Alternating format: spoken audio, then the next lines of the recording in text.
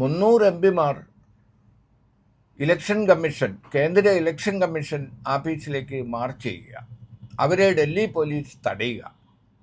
രാഹുൽ ഗാന്ധിയും ഖർഗെയും പവാറും അടക്കമുള്ള ദേശീയ നേതാക്കളെ പോലും വഴിയോരത്ത് തടഞ്ഞ് അറസ്റ്റ് ചെയ്ത് പോലീസ് സ്റ്റേഷനിലേക്ക് കൊണ്ടുപോകുക.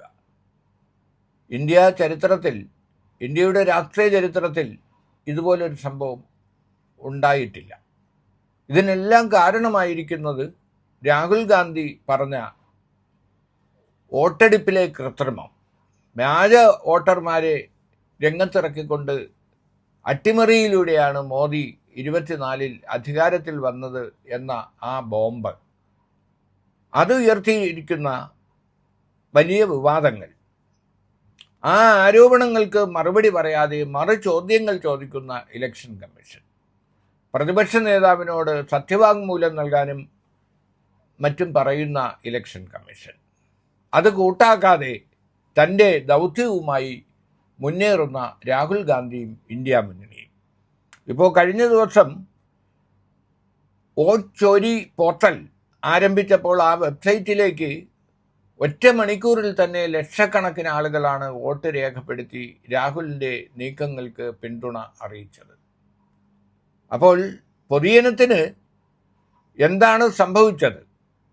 ഇപ്പോൾ ഉദാഹരണമായി രാഹുൽ ചൂണ്ടിക്കാണിച്ചത് കർണാടക സെൻട്രൽ പാർലമെൻറ്റ് മണ്ഡലത്തിൽ നടന്ന 1,00,000-ൽ അധികം വ്യാജ വോട്ടർമാർ വോട്ട് രേഖപ്പെടുത്തി, അങ്ങനെ യഥാർത്ഥ ഫലം അവിടെ അട്ടിമറിച്ചു.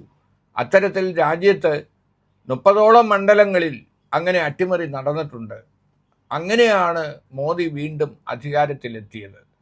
ഈ ആരോപണങ്ങൾക്ക് അദ്ദേഹം ഒരു സ്പെസിമനായി, ഒരു ഉദാഹരണമായി കർണാടക സെൻട്രൽ പാർലമെൻറ്റ് മണ്ഡലം തിരഞ്ഞെടുക്കുകയായിരുന്നു. അതുപോലെ ഒട്ടനവധി മണ്ഡലങ്ങളിൽ വ്യാജ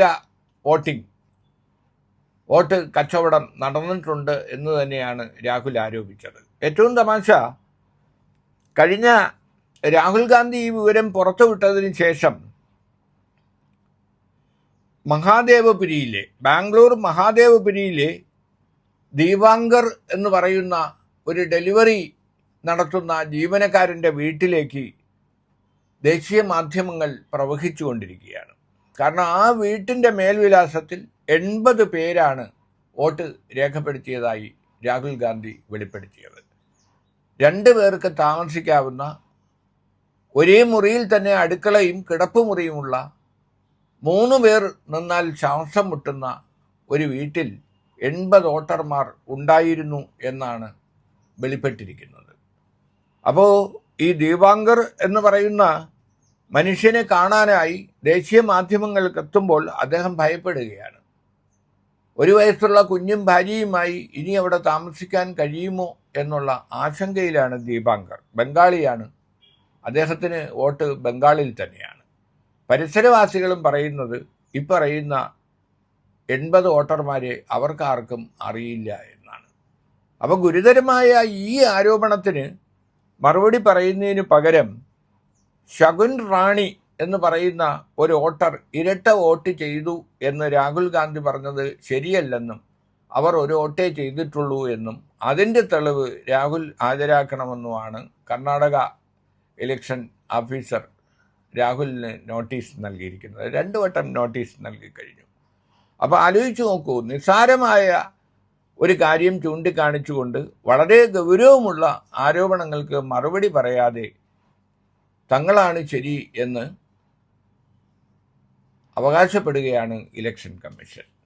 ഒരു ഭരണഘടനാ സ്ഥാപനം ഭരിക്കുന്ന സർക്കാരിൻ്റെ ചട്ടുകമായി, ആയുധമായി അധപ്പതിച്ചാൽ നിഷ്പക്ഷമായ ഒരു തിരഞ്ഞെടുപ്പ്, ഒരു ജനാധിപത്യ സംവിധാനം രാജ്യത്തുണ്ടാവില്ല എന്ന് തെളിയിക്കുന്നതാണ് ഉയർന്നിരിക്കുന്ന ആരോപണങ്ങൾ. ഇതിനെതിരെ രാഹുൽ ഗാന്ധി തുടങ്ങിവെച്ച ഈ പ്രക്ഷോഭം, ആ പ്രക്ഷോഭത്തിന് മാധ്യമങ്ങളും ജനങ്ങളും നൽകുന്ന പിന്തുണ അസാധാരണമായ പിന്തുണയാണ് ലഭിക്കുന്നത്. ദിവസങ്ങൾ കഴിഞ്ഞിട്ടും പ്രധാനമന്ത്രി മോദി ഈ സംഭവത്തെക്കുറിച്ച്, ഈ ആരോപണങ്ങളെക്കുറിച്ച് മറുപടി പറയാൻ ഇതുവരെ മുന്നോട്ട് വന്നില്ല.